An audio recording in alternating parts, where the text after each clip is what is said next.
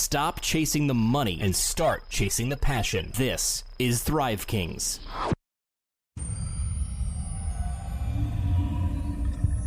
Grind like today makes it or breaks it. Hustle like you never have before. And thrive on the fruits of your labor. Hustle, grind, thrive, repeat. This is Thrive Kings. Here's your host, Craig Fountain. Thanks for joining the Thrive Kings podcast. Today's guest went from small town high school dropout to lead designer at Groupon. A success story in itself, but like many with an entrepreneurial spirit, he wouldn't stop there. He chased his passion and started Kitsu, an anime social curation community with over 1 million users. Soon he'll be making noise in esports with Metafy, a platform connecting gamers with coaches that represent the top 1% in their field. I hope you enjoy my talk with Josh Fabian. I know I sure did. You won't want to miss this episode. Follow the show online at Thrive Kings on Twitter, Instagram, and Facebook. Josh, thank you so much for joining the show. I really appreciate it. I'm glad to have you on. Yeah, I'm happy to be here. Before we get into your current project, Josh, I really want to get a good understanding of where you came from, where your journey started. You were a lead designer for Obaz, and from what I understand, Obaz was an e-commerce marketplace that gave online merchants and customers the ability to haggle. Can you give us an in-depth look at how you got involved with the project, the specifics of Obaz, and what were you able to accomplish there? Yeah, I'd love to.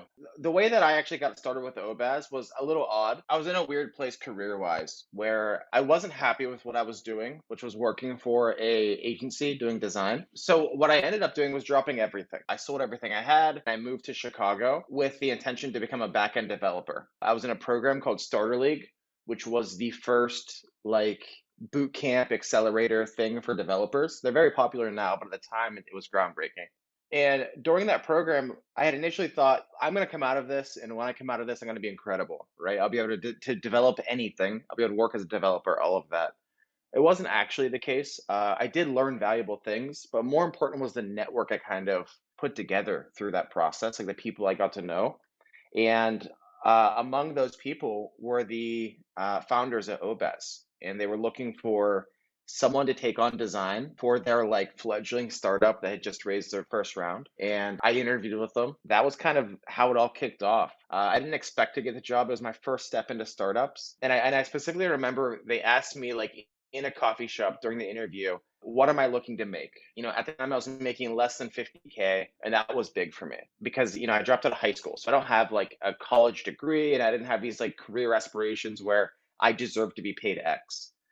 For me, anything I was making was good enough, as long as I could pay the bills. But I wanted more. I was hungry for more. So when they asked what I wanted, it was a hard question for me because I didn't know what I was worth. But I remember someone at Starter League saying that I need to figure out my plan for where I want to be financially by 30. What's my goal for age 30 in terms of money? And my goal at the time was I wanted to hit 6 figures. To me, that was that's when you've made it, especially for me growing up. If I hit 6 figures, I had made it. So that's what I told them. I said, I need at least 6 figures. I said it like I deserved it, but in my head, I was panicking because I knew I didn't. But what really floored me was they were like, yeah, we can do that. And they were completely unfazed. And at that point, it changed the whole path of my life, I think. But that was kind of how I started. In terms of what we accomplished, we did incredible things there that I'm really proud of. Our marketplace had over 1 million users. And of those million users, they were there to see more than 5K small and medium brands selling products through our platform. So you mentioned working with the Starter League. What did your life look like before getting involved with Obaz? Yeah, so it was challenging, right? Because I wanted to be a designer. I knew that. And I wanted to build products. I knew that. But I didn't actually know how to get there. I didn't have formal training in doing that. When I dropped out of high school, it was kind of just me trying to survive for a while. And I actually started out doing websites for local businesses in my small town. And it was $100 for a full website. And I was thrilled about it. And now I've since moved on and I've grown a lot, but my process for getting there wasn't easy, right? It was a little bit every day. But when I was stuck, I had to go onto these forums and message boards and ask questions. And sometimes I'd just be insulted. Other times I would get an answer. The internet was still very wild west at the time. So for anyone that's like self-learning today, right, that wants to get into being a designer or entrepreneur or even developer, there is a trick, there is a secret, and that secret is consistency, right? Spend a little bit of time, even if it's only 30 minutes or an hour every day, learning. And there's so many great resources to learn now. There's freecodecamp.com, probably the best resource, totally free. And there's also sites like Treehouse, Khan Academy. All of these are great resources that I didn't have when I was learning, but you could take advantage of now for that 30 minutes a day. And that'll get you there, right? I think the biggest thing to learn now that I didn't know then was the people building Facebook, the people building Google, they're normal people, right? You can be those people. You just have to put the work in. With Obaz, was this something new that you were bringing to the marketplace? What did the landscape look like at that time? Did you have any competition? Yeah, so we did have a competitor. They were called fab.com, and they were taking a more straightforward approach to selling these kind of products, which were like boutique products, candles, things like that, that were being made by people at home or other small businesses that were kind of like just getting off the ground, like indie projects essentially. But our approach was unique because we really gamified it. We kind of had a Tinder style approach to it where users would come to us and they'd like swipe right or swipe left to indicate if they liked a product or not.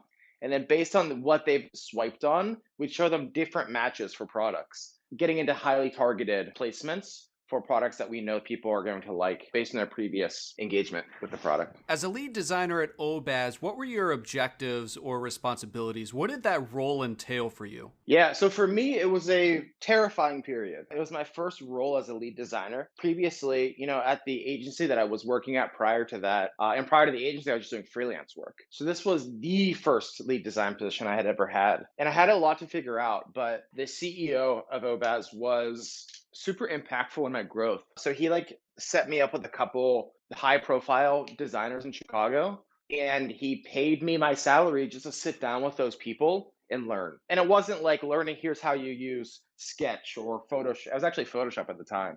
But it wasn't like, here's how you use these design tools. It was more, here's how you think about design. Here's how we approach problems in design. And these are all things that they're very hard to teach traditionally. These are things that are being taught from experience. And that helped me significantly in figuring out what my job actually is as a lead designer. Because I wasn't sure if it was just, do I make things pretty or what? So Right. yeah, so for me, it was huge. And I learned quickly that as a lead designer, it was about numbers, right? So it was about, at the end of the day, communicating with the team properly, adjusting my tone depending on who I'm speaking to, right? If I'm speaking to a more junior designer, they need more constructive feedback. But if I'm speaking to a more senior designer, they need direct feedback. And the way you communicate that totally changes the whole atmosphere. So these are the kinds of things I learned from these more senior designers. And they were kind of building blocks for me in terms of the trajectory of my entire career path. Eventually, Obaz attracted a lot of attention from the media, and looking back, you can find a number of articles from Business Insider, Forbes, other major publications that have profiled the company, and it didn't just attract the attention of the media, it attracted the attention of Groupon, which ultimately acquired Obaz. When you were with Obaz, was this a surprise?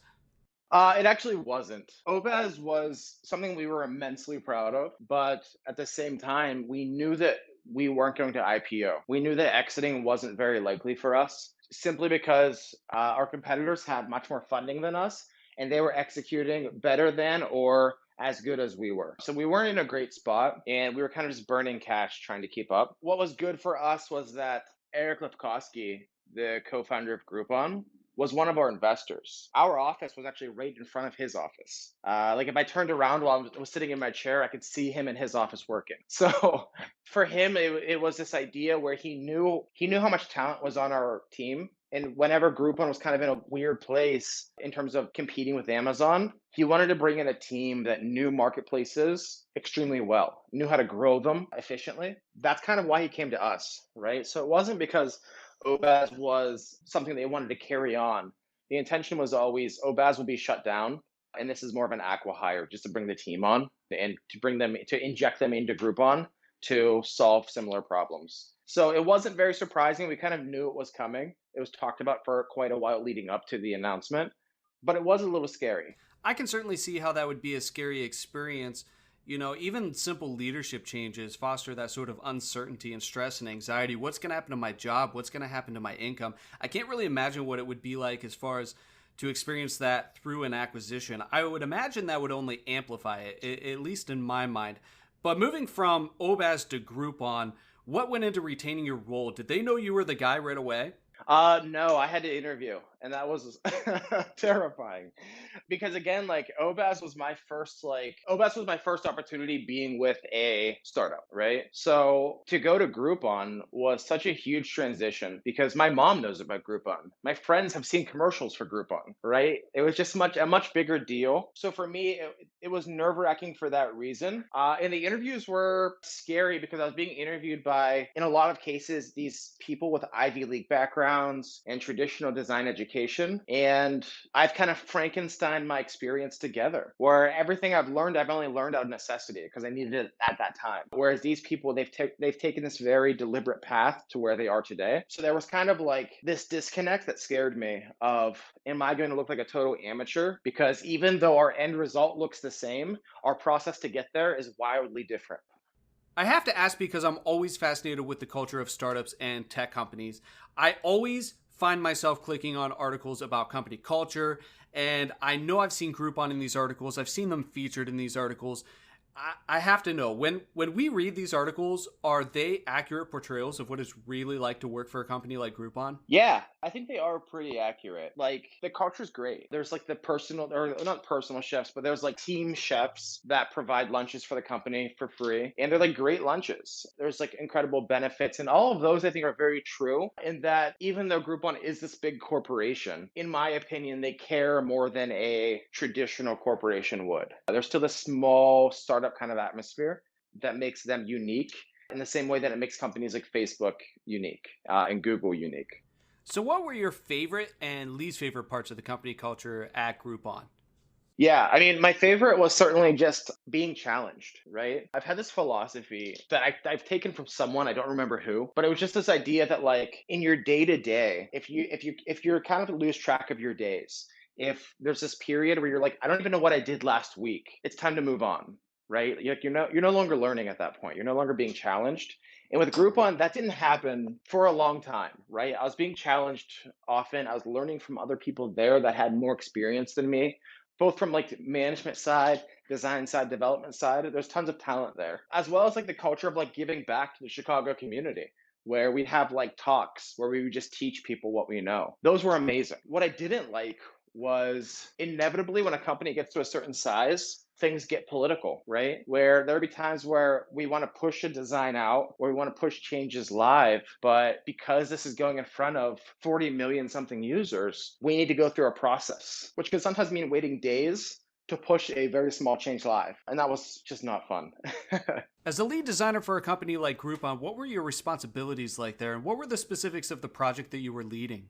Yeah, so my responsibilities were everything surrounding UI UX for Groupon stores, which is what it was called then. It's since been renamed to Goods Marketplace. That was our answer to Amazon. And my job was everything around the merchant and consumer side leading up to launch, at which point it would be handed off to a different internal team. So that was everything from onboarding for merchants all the ways to consumer facing product pages where users would actually be buying things in the checkout flow, all of that. So it was a pretty involved product. I would imagine that a role like lead designer at a tech company is a tricky spot to be in. Not only do you have to have all the technical knowledge necessary for you to do your job and to understand the project, but you also would have to have effective leadership qualities on top of that. What leadership qualities of yours most impacted the project? I think both in good and bad ways, it would be communication. It was my first time having a role of that kind of significance in a company that large. So I didn't really understand in the beginning just how important communication was. You know, at a company like OBAS, we were a small team of like 6 people. So if I didn't communicate something properly, it was okay. Someone would just ask me later. But with Groupon, where there's thousands of employees, it's not quite the same. You can't really just throw something under the rug and come back to it later. And it took me a little while to learn that, to really understand that. So that was like probably one of my biggest challenges challenges, but once I got that down, it led to my biggest successes, right? And I think it's like this platitude, right? Like communication is so important, but it really truly is. Like learning how to communicate, learning how to talk to somebody without upsetting them. This is a skill set you need to have if you want to succeed in startups, because communication is everything there. So for me, like my biggest leadership quality was just refining the way I communicate. And that was from reading books, listening to podcasts, and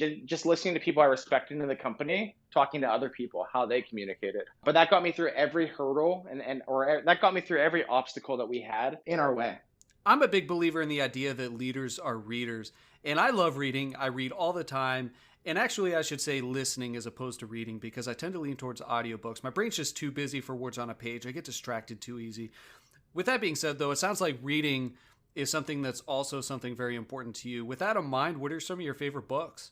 Yeah, so my favorite book, I'll give you my two favorite books, actually. So my favorite book is called Peak: Secrets from the New Science of Expertise. And as a father, like that book matters greatly to me. And as a just competitive person, it matters greatly to me. And what that book goes into is just what it's like to be a world level performer, whether that's a world-class designer or musician or athlete. It's all the same, right? The process to get there is all the same. And the book really delves into that, and it's fascinating. And for my second favorite book, it's The Score Will Settle Itself. And that's a book on leadership. And it kind of goes into just how to be an impactful leader without worrying about the end result. Those both sound like great reads. Now, are you more of a words on a page guy, or do you lean towards audiobooks? It's definitely words on a page for me. I like highlighting. I do prefer ebooks, but for me, I really like the process of highlighting things that I want to come back to. And with audiobooks, I almost always fall asleep. So maybe it's technique. Like maybe I need to listen to them at a different time instead of like at night before bed when I usually read. For me, I kind of find when I go back to words on a page, I experience that phenomenon like when you're driving and you go through an intersection and you get further down the road and you find yourself remembering, did I stop at that stop sign back there? Like, it's back there, but my brain's just so busy that if I read something that I identify with that has some place in my life, my mind just takes off with it. And where I end up is 2 or 3 pages deeper into the book with no recollection as far as to what I was reading on the past few pages. You only live once. But if you do it right, once is enough. Yeah. This is Thrive Kings. Going back to Groupon, what were your most impactful successes and failures there? So I think the most impactful success is launching the marketplace. We took it from 0 to 100 million plus global market value in 3 years. And that's something that we're really proud of because one, we did it in a big company that doesn't move very quickly. And two, we proved out something that nobody was sure was going to work just because of the brand sentiment that Groupon had. In terms of my biggest failure, yeah, I actually remember it pretty specifically. So we had this onboarding flow for merchants where they would upload their product catalog either manually or via a CSV. And our manual upload process was beautiful, right? It worked extremely well. It was intuitive and aesthetically very pleasing. Our CSV upload, I wanted to try to push the envelope on how that would be done. And I wanted to break down barriers and I don't know. I wanted to be when people talk about CSV uploading, I wanted to be the guy. But the problem with that is I went too far with it to the point where it was strange, right? So in design or the laws of UX, right? You have this law called Jacob's Law. And what that says is, users spend most of their time on other sites. This means that they prefer your site to work the same way that the sites they already know do. And for me, I ignored that entirely, right? I thought it's not too big of an ask for users to learn how to do this process totally new and break away from how uploads are done for CSVs traditionally. And it was a nightmare. Users hated it. And all that hate came squarely on my shoulders because I argued so hard for the change in spite of feedback to the contrary. So that was my biggest failure. And I really just had to take that on the chin. And I think that's an important thing for people. When they do fail, don't try to make excuses. There's never going to be a person who's hey, thanks for giving me that excuse. I understand now. They got you, right? I really appreciate you discussing failure with me, Josh. It's not something that everyone is comfortable or secure enough to talk about. And I think that dealing with failure is a skill everyone should have and try to improve on a daily basis. And I think the key to that seems to be mindset. And there's a lot of cliche sayings out there when it comes to dealing with failure. When I worked in corporate culture, I always heard that baseball players fail 60% of the time. I like to flip that around. I think it has more of an impact when you flip it around. Like, for example, Derek Jeter. His career batting average was .310. That means that this Hall of Fame baseball player, one of the best to ever play the game, was only successful 31% of the time when he stepped up to the plate. There's one thing I do want to add just for failures, because I think there's a right way to fail. And I feel like that's the thing that people don't get the most is like how to fail. And I think the right way to fail is it's like a two-step process, right? The first step is quickly address that you failed, right? And sometimes swearing there is great, right? Guy Kawasaki's book Enchanted kind of goes into like, sometimes it's okay to swear. Sometimes it adds value and impact to what you're saying. The first step is just say, hey, I messed up or whatever it is, but don't make excuses. Don't go long and in depth about it. Just say, hey, I messed up. Step 2, address how you're going to not mess up in the future. So say, hey, I messed up. Moving forward, this is what I'm going to do differently. And maybe that's moving forward, I'm going to take what you guys are saying at face value. I'm going to really consider it more. Or maybe it's I'm going to do more testing. Whatever it is, that two-step process will get you out of whatever hot water you're in almost always. There's 2 books I want to mention in addition to the one Josh just mentioned that are tremendous resources for handling failure. And the first is by a retired Navy SEAL by the name of Jocko Willink, and the book is called Extreme Ownership.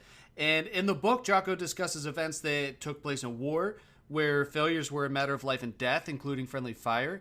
The second book I want to mention is called Never Split the Difference by Chris Voss. He was a leading hostage negotiator for the FBI.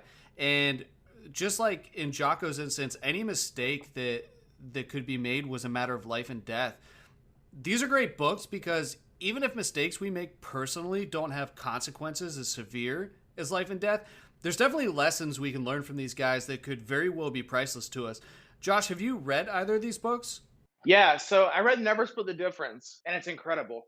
Also, Chris Voss has a masterclass, which is equally as good. I'm not sure if you've seen that. I have not read the other book, but I actually just made a note of it, so I will read it.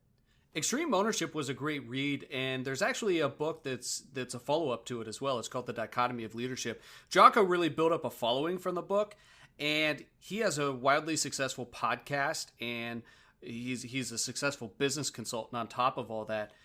I think he felt that people were taking the extreme ownership principles so seriously, he felt the need to follow it up with The Dichotomy of Leadership to show that there's still a balance to it, but nonetheless, great advice. Chris Voss and Jocko have both done TED Talks, and they are outstanding resources for anybody to learn from. So Josh, what ultimately led you to move on from Groupon? That's a good question. So it's actually a hard question because at the time, nobody understood why I was doing it. Because at Groupon, I had a pretty cushy gig, great benefits, incredible employee culture, and fantastic pay. So when I moved on, it was controversial in my family, at least, because in my family, no one has gone to college, right? No one has this incredible career. They're kind of just making ends meet, and they're focusing on family first. So for me, everyone looked at me and like, oh, Josh is doing great things, right, at Groupon. So when I made the decision, I'm going to quit and I'm going to try to do my own thing for cartoons. Sure. It was controversial, but I genuinely believe that when you're an entrepreneur, you've got this thing in your gut where no matter how much money you're making, no matter how much success you've achieved, you've got to kind of step away from it at some point and start over. You've got to build your thing, whatever that thing is. And then for me, it was that thing in my gut where like I had to move on. I had to do my own thing or else I'd hate myself. I'd hate life. So I did it for me. So you're now the founder and CEO of Kitsu. I think a lot of people have an idea of what anime is, and you were referencing cartoons. I know that I have somewhat of an understanding of what it is, but I wouldn't say I have a great understanding of it. But it does appear to be a huge community. What is anime, and what is the community like? Yeah, so that's actually a super controversial question within the community. So traditionally, anime is any cartoon originating from Japan, but that line has blurred in recent years because we have things like Avatar: The Last Airbender on Nickelodeon, and it's not an anime in any way, but it borrows these anime elements. And then you have Castlevania on Netflix. Again, not made in Japan, but it looks like an anime, it feels like an anime, it sounds like an anime. So So for us at Kitsu, we see anime more as a way of storytelling, right? An approach to storytelling, which isn't always true. It's a complicated thing. Sometimes there are anime that are just like American cartoons, but we've tried our best just to be open about it, because at the end of the day, it's just about the passion you have for it, right? The actual definition doesn't matter that much because it's a personal thing. So tell me about Kitsu. Yeah, so it's a social curation platform where people come to our site and they say, here's what I've watched, here's what I've read, and it gives them a platform to talk about those things that they're watching and reading. It's kind of like Facebook meets IMDb. Does it curate content from users, or are you curating content for the users? Yeah, users are curating their own content. So if you had an account on Kitsu, you'd be able to send a link to somebody and they'd be able to see everything you've ever watched and read. And they might use your list to watch something of their own based on that list. Or they might use it to give you recommendations on something you should watch that you haven't yet. So we mentioned that you moved on from Groupon to something you're more passionate about, which is anime. How would you describe Kitsu's growth from idea to startup to its current state? Yeah, so Kitsu started out, when I left Groupon, I really wasn't sure what was next for me. I just knew something was next. And for a little while, that was gaming. I played Clash Royale, a mobile phone game, and I was top 20 in the world, and I had a YouTube following because of it and a Twitch following. And I very seriously considered maybe this is my next step, right? A career as an entertainer. Around that same time, I had this idea for Kitsu, right? Like this idea that like, okay, if I throw up this landing page saying I'm going to give recommendations for anime and we'll see where it goes from there. So I put that up. I posted it on the subreddit for anime, and overnight we got 12,000 signups. Overnight. So that was Wow. So it was a huge indicator, right? And that was kind of the start of it. One of those signups was actually a developer, and he said, hey, I've been trying to build the same thing, but I'm not a designer. Maybe we can pair up. And that kind of solved it for me. Like I had my co-founder. So then we started working on it. And in our first year, we had 100,000 signups. And then we kind of stagnated for a little while. We hit the trough of sorrow, if you will, where things just weren't like growing, right? We were kind of just stuck in one place, and that didn't shift for, like 2 years. We were kind of just stuck in that kind of area where our users were really evangelical about our product and they're really telling others about it, but the community was so small that it wasn't enough, right? It wasn't enough for explosive growth. And that ended up changing whenever we got our round of funding. So we raised 600,000 for the platform, which isn't a ton, but it was enough for us to, one, go full time on it, and two, start pushing in terms of like other angles of like differentiating from competitors. And that's what led to explosive growth. So we went from 100,000 to 1 million users in a 2-year period after that. Not to interrupt, but I'm curious. You said something, and I was hoping you could maybe talk more about it. What's the process of raising money for a venture such as yours? What's it like? What's it entail? So it's hard. Sure. That's it. It's just hard.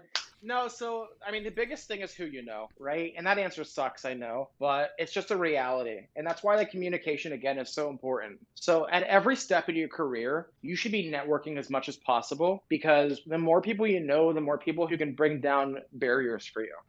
With Kitsu in particular, my experience with esports actually led to me meeting an investor in the Philippines who loved what we were doing, and he wanted to be a part of it. He didn't know how. And when we got to the point where we were really considering, okay, do we continue with this project or do we kill it off, right? Because again, we were in this period where nothing was happening for us. We got an acquisition offer from one of the big players in the anime space, where they just wanted to buy us outright, and then they would hire us to then work on their product as their employees. And we were very seriously going to take that. And when I took that to that investor in the Philippines and I said, hey, here's what we're considering, he was the one who said, you know what, like maybe there's a way I can be an investor in this product. So that was kind of the first step for us. And then from there, it was going back to that company, the anime company that was interested in us, Viz Media, and saying, we don't want to sell anymore. We would love for you to fund us instead. And that was a long negotiation period, almost 3 months of back and forth and bringing lawyers in and talking about the terms. And at the end, it was solved. But that first funding round opened up so many other doors where my advisors were introducing me to new investors.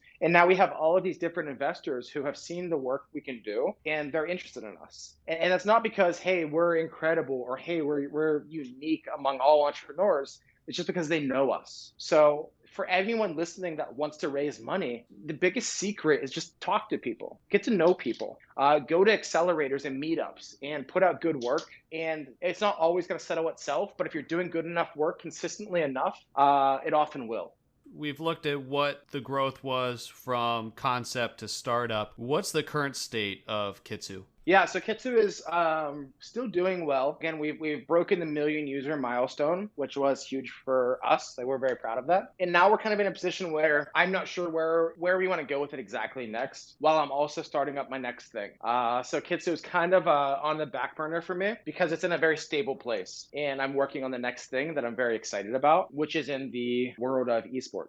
Now, I want to get into your next project, but before we get into that, I'm curious as far as the challenges as an entrepreneur, you've overcome them, you've cultivated something from idea to startup to something that's been successful in an area that it sounds like you have a passion for. What do you like most about entrepreneurship? Have you always known you were to be an entrepreneur? I wouldn't say I always knew, but I think I've always been this way. It's just I didn't know what this way was. So as a kid, I didn't have I didn't have a lemonade stand, right? That never happened for me. But I was always pushing these like weird ideas out, right? Like my own games or whatever it was, and usually they failed. But I always had this thing where I wanted to put my own stuff into the world. So for me, like that's always been a thing, but I didn't know I was an entrepreneur until I was older and got to be around other entrepreneurs and finally felt at home. Growing up in a small farm town, I had no idea how different I actually was, right? I always felt just out of place. But going to the city, meeting other entrepreneurs, I thought, oh, okay, these are my people. What do you like most about entrepreneurship? Is there anything you don't like? Do you have any regrets as an entrepreneur? Yeah, I think what I like most is that it fulfills me. It makes me feel like what I'm doing in life has purpose. There's nothing quite like putting a product out and then someone uses it and it dramatically leaves an impact on our life. You know what? Even if it isn't dramatic, even if it's a small impact on our life.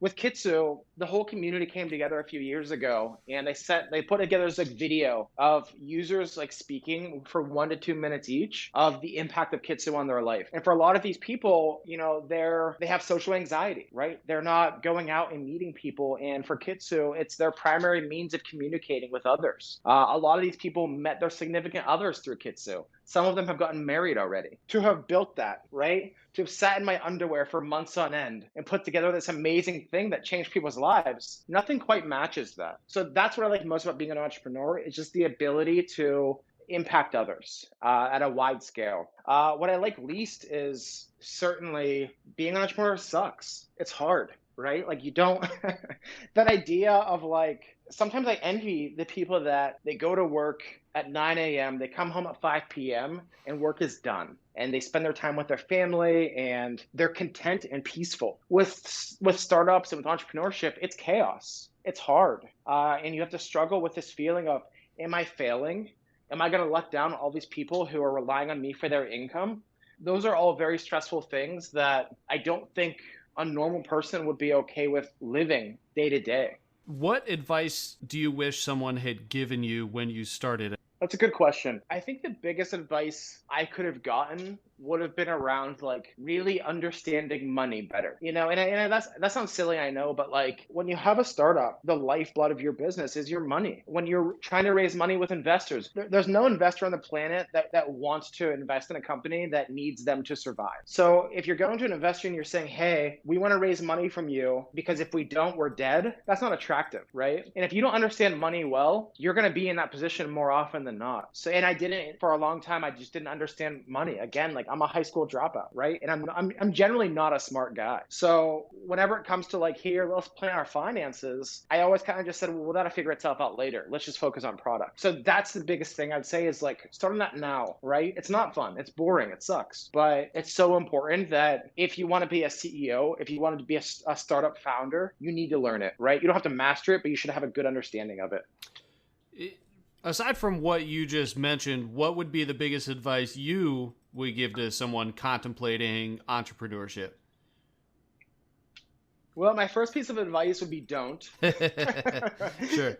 And if that advice doesn't mean anything to you, right? If somebody can say, someone you respect, someone has been through this, could say to you, hey, don't do this because it's going to affect every relationship you have.